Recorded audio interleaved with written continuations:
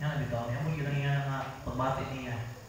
Niya nag-pray ko sa iya ha, ano siyang i-encourage niya. Paano yun? Padayon lang yun kay kanang ang labor ni mo sa Ginoo. Dili man nimo wala man na nag-limit sa material reward lang. Naagi na sa eternal reward ang tinuod nga kanang reward nimo sa imong pag-labor sa Ginoo. So, encouragement to persevere. Number 1, atong tanaw diri. When ministry feels exhausting, mo na iyang nabati, na-exhaust siya. Remember that God sees your faithfulness and will reward it. Kay ka-experience mo din siya nga sa iyang pag-labor niya sa church. Tungkol kay siya permanente ang naadi ang makita sa church, kaya naman siya posisyon. Mas dali po ang mga makita na sayo sa mga tao sa iya ha. Ma-feel niya ba wala mo kung na-appreciate?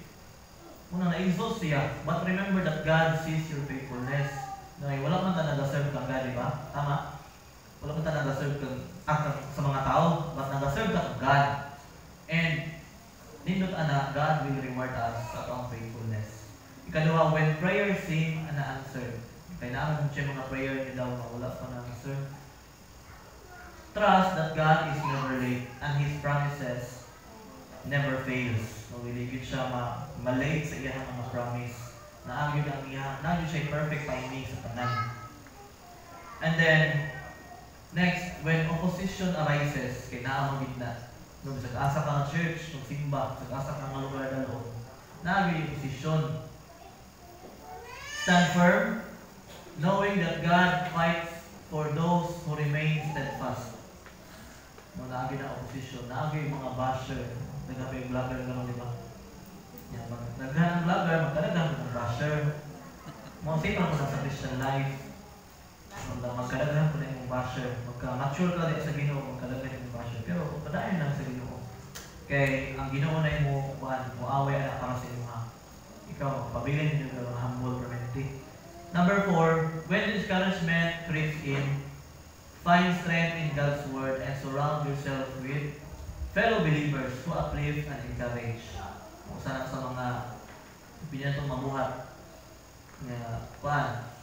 ato ang strength, makita ko sa God's Word mo, magbabat ka sa pagtungkol siyang pulong. And surround yourself with fellow believers na makatabang sa imo na ma-encourage ka, madasig ka ba.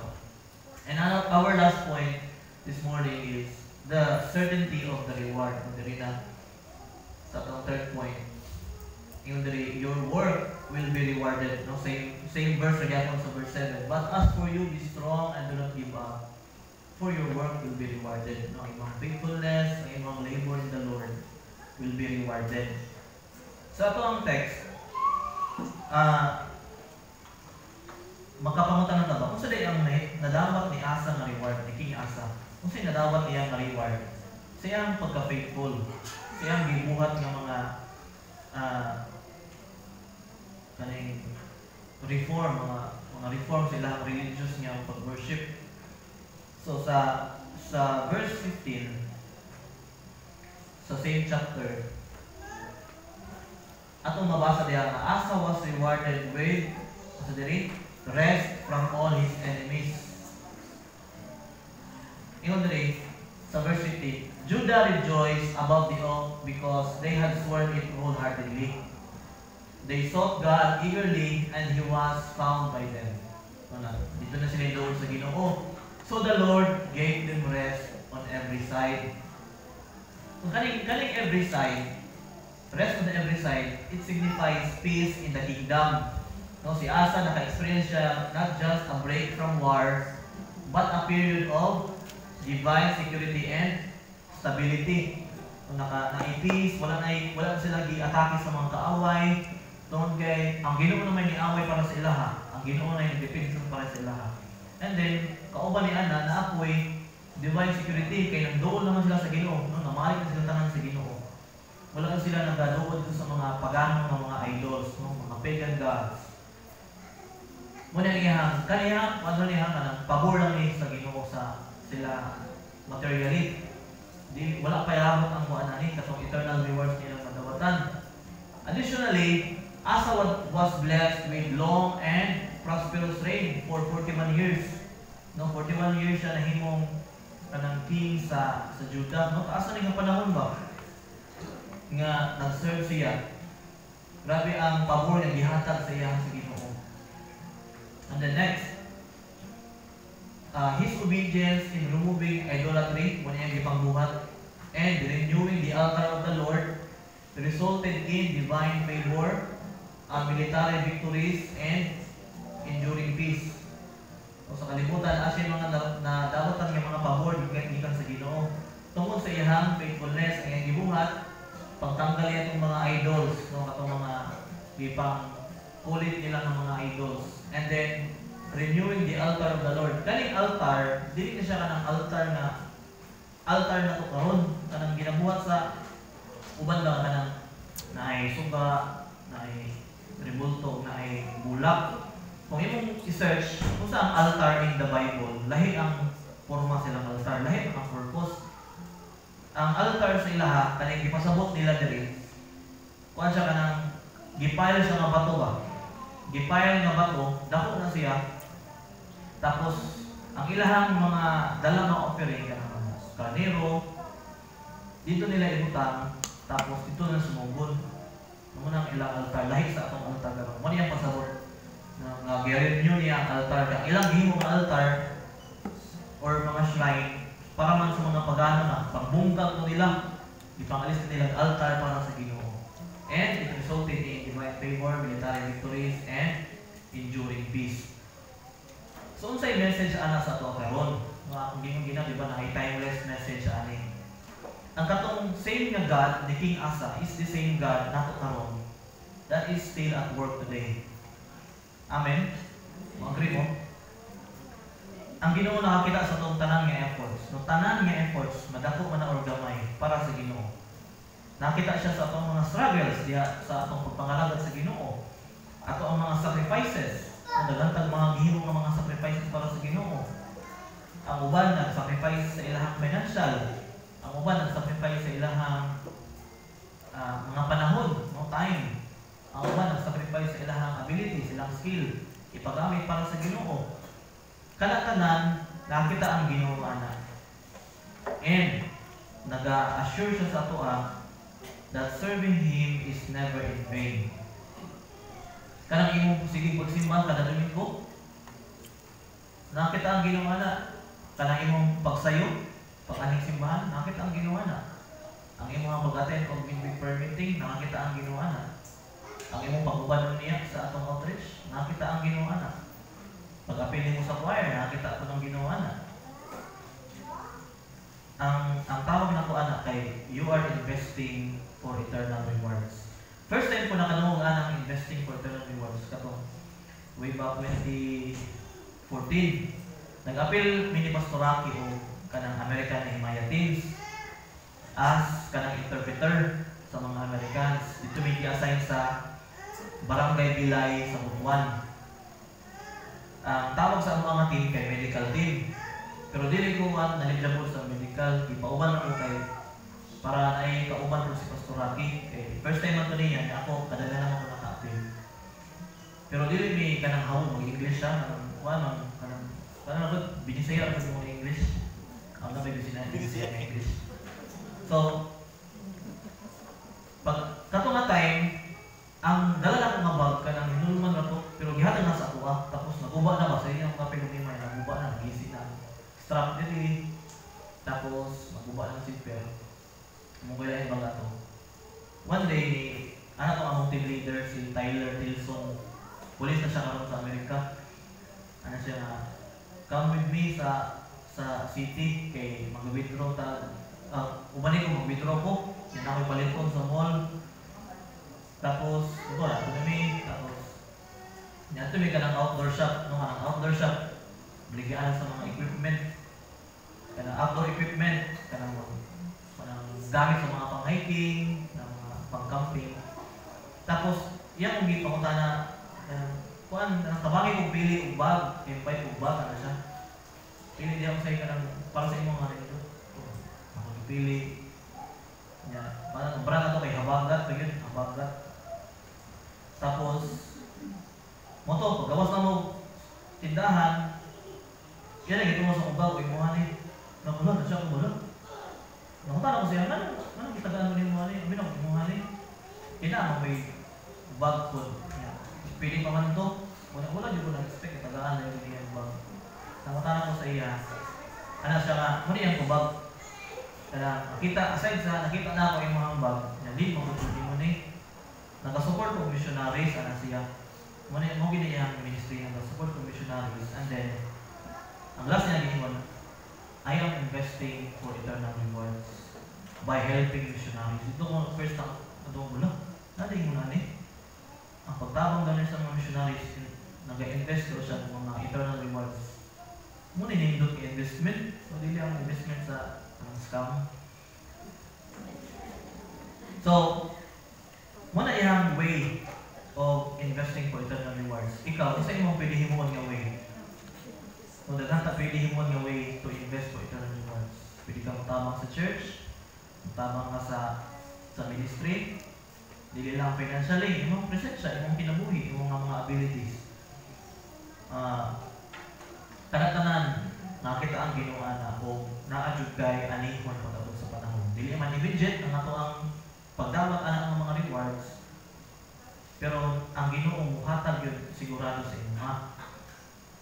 Na yung mga pakapin nga mga pabor na dito na itong King Asa na italinaw na kuan siya taas ang iyahang pag-serve diha sa Judah as a king. So, practical application at matunan ani to remain faithful even when the results are not immediate. Panayta nga maging faithful kay kang Asa persist siya in obeying God, and then ang Ginoo mo reward sa imuha in His perfect timing. Kaduha, trust God. Trust that God honors those who put Him first. Katong mga tao nga nag-seek sa iyang first, no? Whether in your careers, sa imong family, sa imong ministry.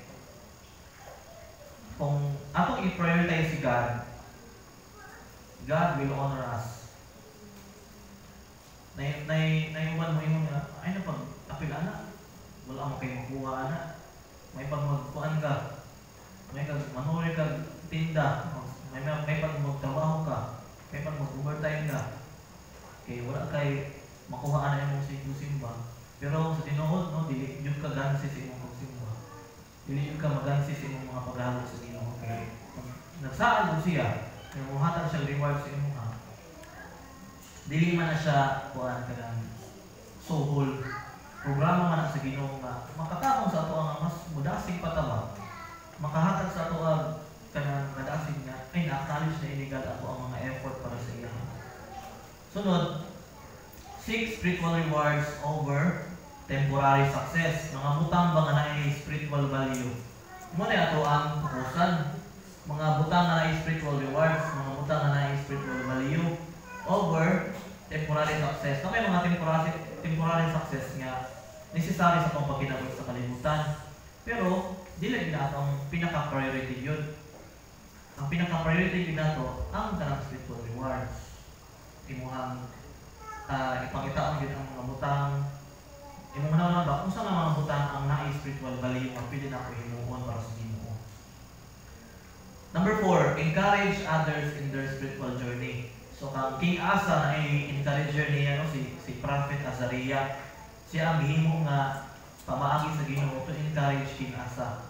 So, kita po, we should also remind our fellow believers that their dedication sa atong buhi nga Dios is never wasted. Kita nakadaog man ta ning mensahe. Kinsa imong pwedeng ma-encourage? Kinsa imong nakita mga kaubalan nato na nangaluya na pwede nimo i-encourage nga ang imong paghagok sa Ginoo is never wasted.